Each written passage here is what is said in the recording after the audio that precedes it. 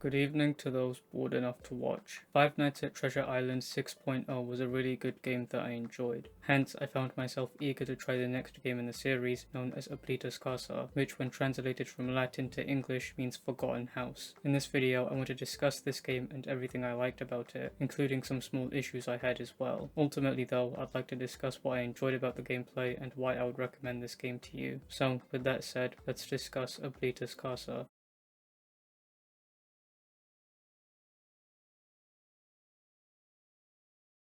Oblitus Casa can be split into three parts that you'll spend most of your time in. The first is the cabin, which is where the main office gameplay takes place. You're situated in between an attic and a door. You have a camera system and a notepad that gives you tips specific to the night that you're playing. For example, it'll give you tips on how to ward off newly introduced animatronics to the game. I think that this is a good way of giving the player a consistent way to refer back to guidance whenever they need help with warding off an animatronic, whether it be because they forgot how to ward them off and need something to refresh their memory, or because they just want something to refer back to if they don't feel like they're following said guidance properly. These tips are delivered in a somewhat cryptic and vague manner, which in this case I don't think is too big of an issue since enough information is properly conveyed to you so that you at least know what you're supposed to do. In addition to this, the notepad is an essential element to warding off a character that I'll discuss soon. For now, I'll discuss the cameras which allow you to view the rooms within the cabin. Each room has a lullaby that you can play as well as a flash beacon that you can use. Both of these are important to warding off animatronics and keep them away from the room that you're in. It's also important to know that the lullaby has a set meter that dictates how much you can use it per room. When this meter runs out, you won't be able to use it in that room anymore. This meter also doesn't regenerate, so you need to ensure that you're managing how you use the lullaby in every room. These mechanics are important because they're used to ward off the many characters in this game. Willy is a character who will enter the cabin and then will try to enter your room. To ward him off, you need to use the lullaby to lure him to other parts of the cabin. This is very reminiscent to Springtrap in Five Nights at Freddy's 3, and I think that this mechanic somewhat builds on that foundation by introducing other threats to keep watch of alongside consistently luring Willy away from you. Belial is a character who will manifest as a drawing on the notepad throughout the night. To ensure that she doesn't materialize in the office, you need to rub out her drawing on the notepad. If she does manage to get inside the room, she'll begin making loud crying noises for the rest of the night, which makes all other threats present in the night more aggressive. Daisy will appear randomly on the cameras, and to ward her off, you need to use the flash beacon on the cameras when you see her. If you switch to another camera, she'll appear inside the office temporarily and make loud quacking noises which will aggravate all other threats in the game as well as temporarily disable the cameras until she leaves. Belial and Daisy, at least to me, exist for the purpose of punishing the player by making the night harder for not keeping consistent watch of the office and the cameras. Hence, they encourage you to pay more attention to the cameras and to the notepad. The face will appear in the attic. When you hear a noise come from there, you need to go up there and shine your lighter at him twice to make him leave. If you take too long to do this, he'll attack and end the night. Photo negative Minnie will initially appear hanging off the ceiling in camera 2, and when she finally reaches the ground she'll work similarly to Willy, in the sense that she'll wander around the cabin in an attempt to make her way to the office like he would. However, the difference lies in warding her off. Unlike Willy, who makes you lure him away from the office with the lullaby, photo negative Minnie will be pushed away from the office by using the flash beacon. At least for me, the challenge with this lies in finding her in the camera since unlike the other characters, she'll generally appear as more obscured and hidden in the cameras compared to the others who will generally make their presence in a room more visibly known. Once you figure out where to look for Minnie in the rooms, it becomes easier to keep track of her and by extension, easier to keep her out of the office. It's also worth noting that Minnie will instantly end the night if she enters the office, unlike Willy who gives the player a small window of time to lure him away from the door if he gets to that point. Pete is another animatronic who will appear in the attic. Unlike the face, you need to instantly put the lighter away and leave if you see him in there, or else he'll attack and end the night. Dippy is another character who can be warded off using the lullaby. However, unlike Willy who will try to enter the office through the door, Dippy will instead try to break through the window. To prevent this, you need to keep him away from camera 9, which is a camera pointing to the area directly outside the cabin. Much like the hourglass in the 5th night of the first game, Mick serves a similar purpose for Oblitus Casa. He's only active in night 5 and night 6 and is capable of mimicking other behaviors. Depending on which they mimic, different features need to be used to lure him away. The main part to pay attention to is Mick's eyes and whether he has any. If he has eyes, then you need to push him back using the flash beacon. If not, then you need to use the music to lure him away. Mick can also temporarily disappear from the cameras and go to the attic. If he does, then you need to refrain from going up there yourself or else he'll end the night. After some time, he'll appear in the cameras once again. A drawing of Mick will also manifest on the notepad during the night. You need to consistently rub it out or else the night will come to an instant end. There's only one other character active on Micmic's night, which is the ink blot face. He'll work similarly to how the face did, but he'll pose more of a challenge from trying to get rid of him as he'll move around a lot more before leaving. The main strategy for the main office-oriented gameplay that I've seen generally used is to keep Minnie, Willy, and Dippy at the furthest rooms from your office in the cabin. This generally is camera 7 and camera 8. In addition to consistently checking whether they're there or not and luring them there if they aren't, it's also important to keep checking the notepad and rubbing out Delilah's drawing to prevent her from manifesting in the office. It's generally worth listening out for noises coming from the cabin and going up there only when they're heard. If Pete is the one present, then it's best to immediately leave and to ward off the face if he's the one there. As for night 5, there's only 2 documented strategies that I'm aware of. One is to keep Micmic in camera 9 and another is to keep him in camera 7. To my knowledge, these cameras are used specifically because keeping him in either one makes it easier to tell if he went to the attic or not, with the second strategy also making it easier to lure him back to camera 7 since camera 1 is close to camera 7. Other than that, from what I played, I found that the main gameplay within the cabin was an enjoyable experience. I liked the chaotic and intense yet manageable nature of its gameplay, and I also appreciate the other elements like giving you tips on how to ward off animatronics in the night through the notepad. After beating each night, you'll then find yourself in the tunnels. The main goal of this part of the game is to find a key and then go back to the entrance to the tunnel so that you can leave. The hourglass will also be down here with you, patrolling the map in search of you. If he finds you or vice versa, then you'll need to immediately begin running in hopes of being left alone. The main strategy that I found works best for me is to stick to the walls. The room containing the key and the entrance of the tunnels are somewhat close to each other, and sticking to the walls is the best indicator of whether you're going the right way in my experience. There is one thing to be aware of, however. According to what I've read, the hourglass will teleport to your location if you stay at the edge of the tunnels for too long, which I assume is to prevent people from using this strategy to cheese this section. In my experience, if you can get to the key and then back to the entrance fast enough, there's a chance of leaving the tunnels before you're found, although I'm not sure if this is the optimal strategy as this is just what worked best for me. I think that the tunnels are a decent way to break up the main office-oriented gameplay, and I think that it can be somewhat tense when being chased by the hourglass or hearing his footsteps when he's nearby. My only slight criticism with it is how confusing it can be when you're just starting the game. You're told what you're meant to do, which is a significant improvement over the first game where sections like the pirate cabins gave you no directions at all. However, one thing that I would have appreciated is if the game told you what exactly you're supposed to be listening out for. If you choose not to stick to the edges and quickly complete the section, you're supposed to turn off the lighter and listen out for what is referred to as the sound. At least in my experience with this section of the game, I didn't know what I was supposed to be listening out for, as expectedly on your first playthrough, you're not going to know what noises are a part of the ambience and what noises you're actually supposed to be listening out for. Much like my criticisms with the pirate cabins, I feel as though this can be seen through different perspectives. If you're familiar with this game, then you already know where to go, and there's a chance that you won't even need to be listening out for anything at all other than the hourglass's footsteps. However, on your first playthrough, you won't know what noise you're supposed to be listening out for. Perhaps this is just specific to me, and others didn't have this problem, but I felt it was worth pointing out as it led to my first experience with the tunnels being confusing, as I just wandered around aimlessly in hopes that I would find something. Post-Mortem is the third section of the game that you'll mostly find yourself in. This section of the game is where you go after being killed during the main office section. The only exception applies when you're being killed by Micmic or the ink blot face in night 5. Beating it gives you the chance to respawn when you left off in the office, and dying sends you back to the main menu. The goal of this section is to find a set number of Mickey heads in the cameras, and while you do so, you'll need to ward off characters who will try to attack you. You have the monitor and a doll by the name of your best friend. In addition, you'll also want a set timer to find the heads, or else you'll be attacked by Shade Sadie. Shade photo-negative Mickey will appear in the hallway, and you need to stab your best friend at him to make him leave. Shade Goofy will also appear at the halls, although you will need to flash your light at him to make him leave. Shade Minnie will also appear in the office from time to time, and when you see her, you'll need to immediately flip the monitor up, as failure to do so will result in death. Shade Donald will spawn in fake Mickey heads that you need to avoid. Lastly, Shade Oswald will appear inside the office, and you need to stab your best friend at him. This is generally a good way of giving the player a second chance of respawning during the main office-oriented gameplay, and I think that this task-based gameplay makes the experience more tense, and I generally thought that this part introduces some variety into the game. There is somewhat of a strategic element to this portion of the game and whether to engage with it. Generally, if I died early into the night, then I won't really bother trying to complete this part of the game, and I just go back to the menu to restart the night from there. If I was late into the night and closer to finishing it, then I'll genuinely try to beat this part of the game and go back to where I was. I appreciate the fact that you're somewhat given a choice to go back to the menu as opposed to being forced to engage with this part of the game, regardless of whether you wanted to or not.